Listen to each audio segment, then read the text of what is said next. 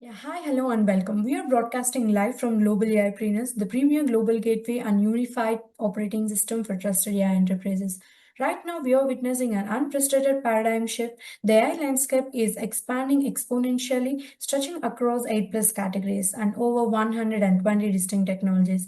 Yet, this explosion has brought an united bottleneck. Enterprise buyers are facing severe decision paralysis, investors are swimming unvetted noise, and brilliant founders remain isolated from the cross border institutional bridges they need to scale. The results are clear capital inefficiency and deployment friction. Promoted by the Global Council for the Promotion of International Trade and the Global Council for Artificial Intelligence and Robotics, Global AI Trainers was built to change that narrative.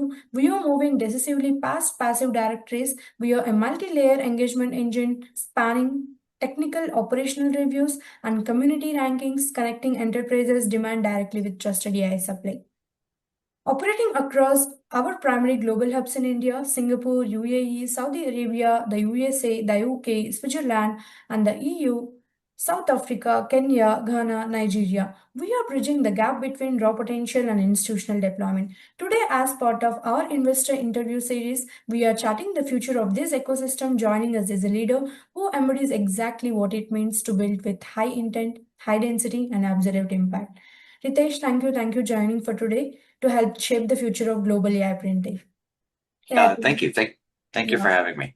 Ritesh So, yes. Nandwani is a global recognized venture capital investor, entrepreneur, AI innovator, and startup advisor with nearly 2 decades of experience investing in scaling technology companies across Asia, the USA, Europe, Africa, and the Middle East. As director of Ushuaia Ventures, he works closely with founders, governments, family offices, and institutional investors to accelerate innovation, cross border investments, and global business growth. Beyond venture investing, Ritesh is actually building AI and machine learning products while mentoring early stage companies across the Philippines, the UAE, and the United States. His extensive international network and experience across emerging technologies, venture capital, and business transformation provide him with a unique perspective and what it takes to build globally scalable AI businesses and unlock international market opportunities. Thank you, Ritesh, for joining us today. Hi. Thank you. Thank you for having me. Yeah. So, I guess you heard already a lot about me. But what I like to do is, as mentioned, I've been in the venture capital space for nearly 2 decades. And I guess what gave me the exposure there was because I worked for a multifamily office, industrialist family that's been in the, tradition. It's a traditional Indian business, manufacturing, export, import, trade. Then there's oil, steel, chemicals. So I was exposed to so many different industries. But because his businesses have been running since the 60s and 70s, bringing innovation to them was a bit of a challenge. And my background has always been in tech and finance. And I saw that there was a lot of inefficiencies that were existing without the use of tech. And that's when I started investing in tech companies that some of which we eventually acquired, some of which we partnered, and obviously a lot that just failed. That's just the world of VC. And then when it came to AI, we were actually exposed to AI quite a while back. As VCs, you do get to see technologies about 10 to 15 years ahead of time, especially if you work with the Western venture capitalists. So we saw AI a while back, and I don't primarily invest in heavily in AI companies, but I do like investing in um, companies that use AI to bridge different industries. Like what we're doing here now in the Philippines, we're using something that's extremely old, thousands of years, sports, and using analytics, but we're using vision AI to capture all those analytics. In other ways, we're also using machine learning, and with all that, with an extremely wealth of knowledge available through AI, we're able to actually get injury prevention, improvement of body kinetics, and from there, from sports, we're actually now even thinking of dabbling into retail, looking into malls, all using Vision AI because we realized sports is actually more demanding in other areas because your frame rates have to be extremely high. Um, Anyway, just those technical type of things. But when you come to malls, when you come to retail, you can do things with 30 frames per second. At sports, we're hitting 500 frames per second. And the hardware used to do it is not cheap, I'm not gonna lie. Because we do all the AI, all the machine learning, everything in-house. We don't do anything on the cloud. It's just the bandwidth is not there. So just again, a hardware limitation. But anyway, that's with that. Main thing, as I was saying, is like we like to bridge old traditional businesses with AI to make them move faster, make them more efficient, and obviously increase the bottom line. And a lot of times there's a lot of additional applications that can actually come out of this. Things that we never expected to happen, but we're like, oh, fixing one problem, we found we could also fix another problem. And thankfully, the company that I was working with in Hong Kong had massive capital behind them. So they're able to, okay, join a new business, go into another business, start a new business if needed with all these technologies, whether it be just tech with AI and everything. So we got into AI actually quite early. But then again, what the thing I need to clarify also is the definition of AI for a lot of people. Some people I know in the tech space, especially those that work in IT and banks, they will not call what we see as AI right now as AI. To them, that's just pattern recognition or algorithms. It's not AI. So the definition of AI is not the same for everyone, and that's where I think a lot of confusion can happen. And again, until the singularity does happen, maybe that's one time they'll say, okay, this is actual AI. But we don't know. I don't know that. That's something that's way out of my field.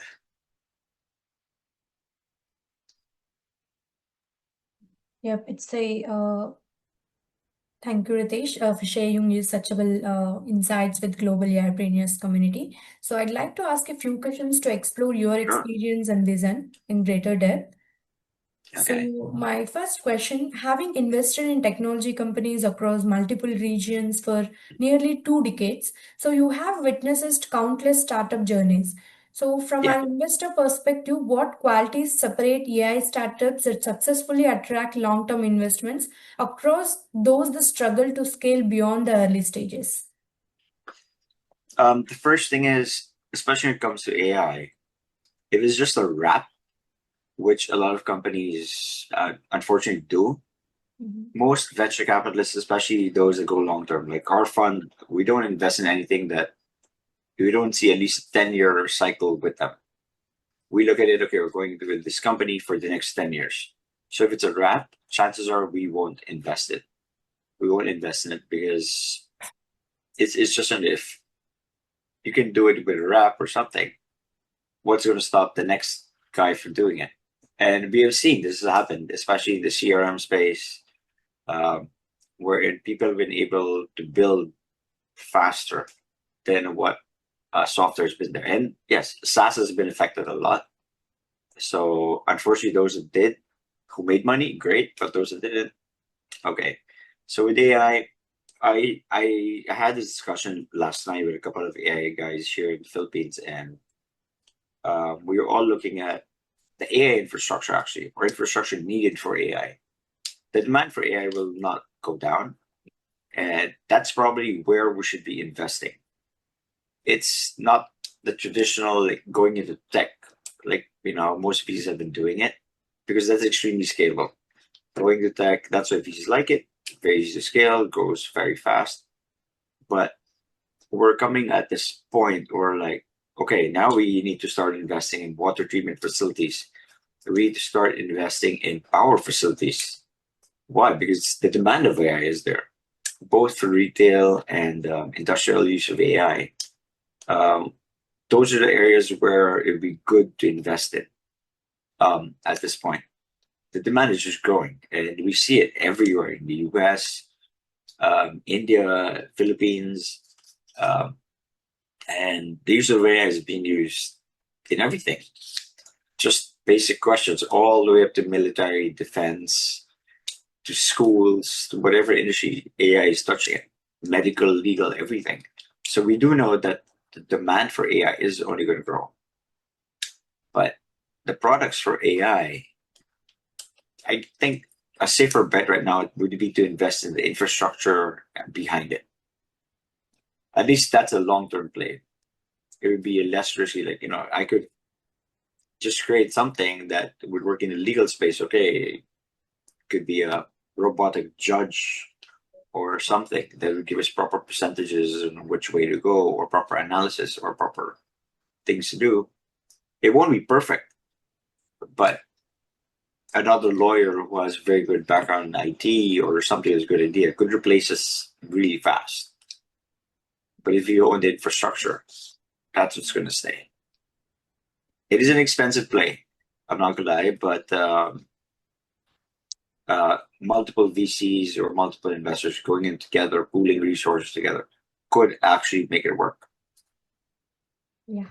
Thank you. Thank you for sharing for that perspective. It's a valuable insight building on that. So I'd like to move my next question. You work extensively with governments and family Yes. offices, founders and institutional investors across like Asia, Europe, and Africa, North America, so many other countries, right? So how do you see global investment priorities evolving over the next 3 to 5 years? And which AI sector or emerging technologies do you believe present the greatest opportunities to our global AIpreneurs? Manufacturing. Manufacturing is definitely one of the biggest industries. We still need things that's still going to be there. Agriculture. We've lost a lot of space or a lot of time out of agriculture that we focused on tech and industrialization that we forgot, because there's a lot of food shortage that still exists. And the question is, why can't we use AI there? You can, because you can. You can have already. There's robotics being used for AI, especially in Europe right now. The whole farming is done with robotics and everything, and it can be more precise rather than humans. But if you if you're using like drones with thermal imaging cameras, lidar cameras, everything working in tandem, Mhm. it could be just like a 1 or 2 man operation to incur a full 50-hectare farm, and it's just the final labor things that where a human would actually get in, where the robotics can't do it. Yeah, thank you. It's very interesting way to look at like how it will grow on manufacturing way and the like in agriculture way in the AI stream next to 3 to 5 years. So it's a great to know about these things. So I'd like to move our next question. You have not only an investor but also actively building AI and machine learning products. So while advising Yes. startups internationally based on your experience, what are the most common mistakes AI founders make when trying to commercialize their innovations, and what practical advice would you offer to help them build globally scalable businesses? One of the most one of my pet peeves when it comes to a lot of founders is they always ask for an NDA. Oh. That is a very big red flag, honestly speaking. Especially if you've worked with Western VCs. Most Western VCs, especially out of Silicon Valley, do Mhm. not like investing in companies or founders that ask for an NDA, simply because um, you need an NDA to kind of protect your startup. It should be able to stand on its own. That's one. And then the other legal implication is, as VCs, okay, if I'm investing in a certain industry, but you come to me, I'm like, okay, I'm not so sure, but oh, my friend in this other VC and XYZ VC actually invest in that. If I tell him about you, I'm technically breaking my NDA, right? And if he looks at it and he says, no, it's a pass, I could get legally implicated. Mm. So those are the things, unless it's something extremely like biotech or medtech, I don't I don't like. And I've spoken with this with a lot of founders and a lot of VCs out of the US. So they all have the same sentiment. If you Oh. need an NDA, which is very common in Asia, It's usually an automatic pass. That's one. And then the other very important thing, a lot of founders are great from 0 to 1, or maybe even 1 to 10, but they cannot run a business. At the end of the day, scaling requires a very different skill set. So even in all my term sheets, and I had to learn this the hard way, trust me.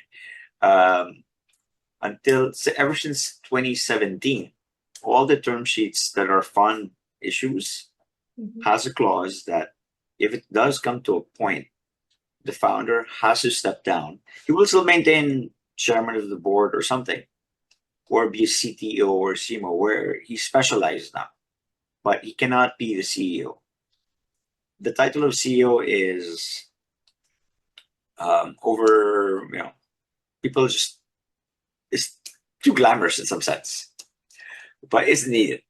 Now, a CEO, the main thing of a CEO is to scale the business. The CTO is still to create a lot of innovation and handle technology side of it. So I think those are the two things if it relates to a founder in itself. And then the other thing is they should be able to pivot. There's so many variables in the world that what may seem amazing now or could be the short term, like 3 years, will be totally different in the next 5 years. And that's happened in AI space, especially for the retail side. Who knew about OpenAI 5 years ago? Right? And it's changed suddenly. Now everyone is using it. 70% of jobs in the BPO space have gone. People are developing apps. People are developing simple products at home. I mean, I haven't C++ and COBOL. That was back in the 90s, and now I'm building apps again. I haven't coded in a long time. I'm like, okay, let me see what I can do, and getting back at it. Just to do my simple automation in the office or products, I'm using that already. Yeah. Thank you. Thank you for those valuable insights from your end.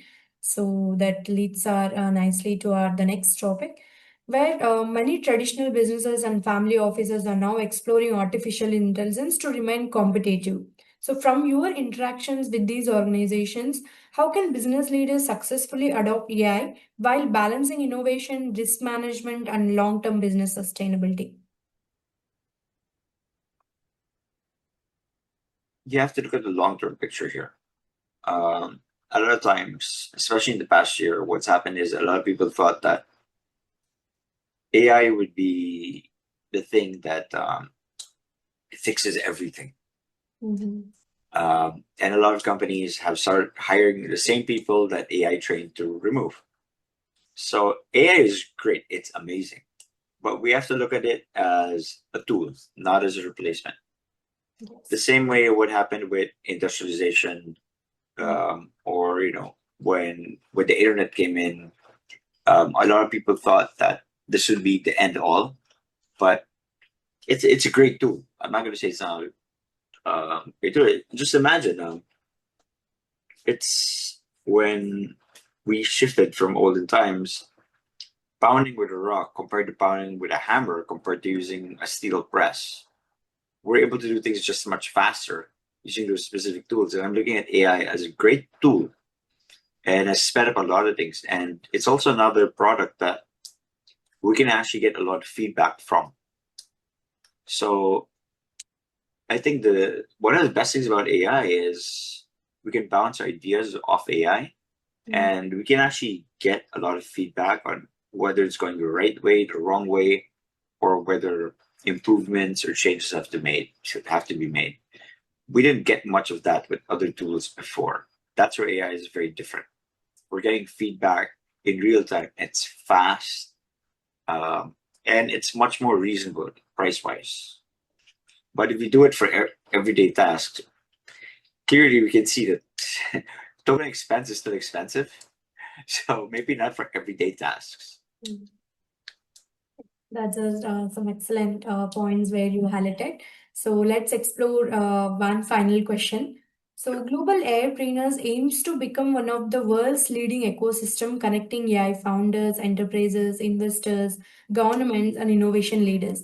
Based on your experience working with governments, venture capitals, Yeah. networks, and global investors, how can initiatives like Global AIpreneurs accelerate trusted AI commercialization, cross border investments, and international market expansion? So, we would also love to hear how your ventures can partner with and contribute to the global AIpreneurs ecosystem.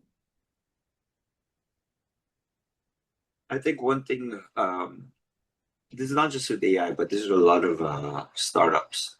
Yes. I always, even with my friends Mm. that are other founders or founders being VCs, and now we've all gone back to startups just because that's what we are. We're serial entrepreneurs at the end of the day.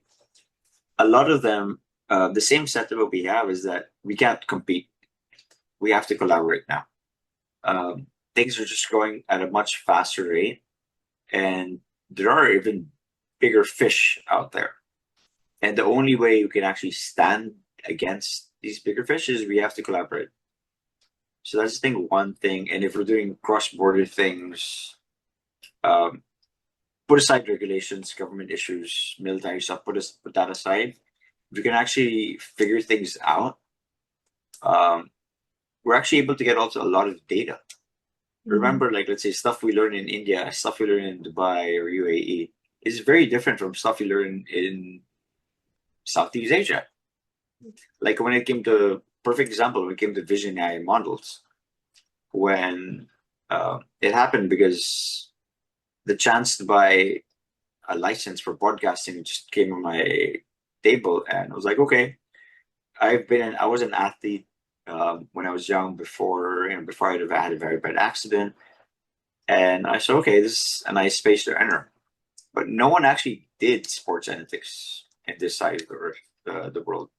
And when I spoke with my counterparts in the US, even the guys that handled Wimbledon or FIFA and all, I spoke with them. They're like, it's not that easy for us to do Asian body kinetics. It's just different. We need to train everything again. So I was like, okay, why don't we just build it from here, from scratch?